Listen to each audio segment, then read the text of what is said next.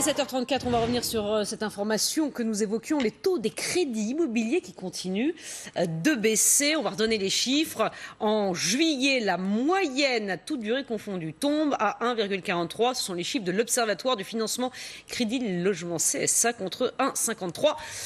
Il y a un an. Bonjour Cécile Roclor, vous êtes directrice des études chez Empruntis. Merci d'être avec nous sur le plateau ce matin. Il reste le moment de passer à l'acte pour les téléspectateurs qui nous regardent et qui souhaiteraient peut-être acquérir un bien. C'est vraiment maintenant qu'il faut agir ou il faut encore attendre ?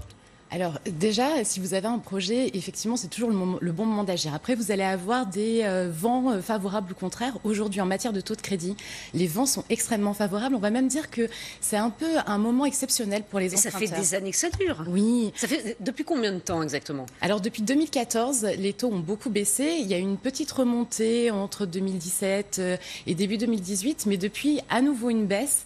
Et du coup, aujourd'hui, on a quasiment les mêmes taux que la période qu'on avait appelée celle des planchers historique, qui est celle de l'automne 2016. Donc on a récupéré ce qu'on avait perdu en quasiment 2 ans. C'est-à-dire que ces taux vont-ils continuer à baisser ou va-t-on repartir sur une hausse ? Est-ce qu'on a un peu de visibilité sur les prochains mois ? Alors c'est toujours très difficile de préjuger de ce qui va se passer sur les taux. Logiquement, on devrait rester sur des niveaux aussi bas pendant encore plusieurs mois, voire même encore un petit peu baisser en septembre. Et puis ensuite, il faudra bien qu'à un moment donné, les taux remontent. Mais aujourd'hui, vous avez des marges de manœuvre quand vous êtes emprunteur qui sont très importantes. Alors justement, Cécile Roclor, 1,43, on l'a évoqué, c'est le chiffre que je vous donnais il y a un instant. C'est une moyenne. Jusqu'où peut-on négocier avec son banquier ? Alors on peut négocier très loin, ça va dépendre de la qualité de votre dossier et de votre profil. Vous le disiez dans votre sujet, effectivement les banques recherchent plutôt des profils aisés, avec des revenus importants. Mais aujourd'hui, elles sont en retard sur leurs objectifs. Et donc même si vous ne rentrez pas dans ces grandes cases que les banquiers adorent, vous allez pouvoir négocier. Vous allez pouvoir très rapidement tomber aux alentours de 1,20% sur 20 ans. Ça c'est un bon taux, 1,20 sur 20 ans, c'est un bon taux. C'est un bon taux, effectivement. Un très bon taux, ça va être de l'ordre... Avec assurance comprise ? Non, assurance. Oui, tout à fait, vous avez raison de le préciser. L'assurance dépend du profil de l'emprunteur, donc on va séparer les deux. Sur un très bon taux, on va être aux alentours de 1,10. Et puis un excellent taux, on va descendre au-dessous de 1% sur 20 ans. Bon, vous avez des conseils peut-être pour les téléspectateurs qui nous regardent pour négocier avec son banquier ? Alors la meilleure façon de négocier, c'est de bien préparer son projet.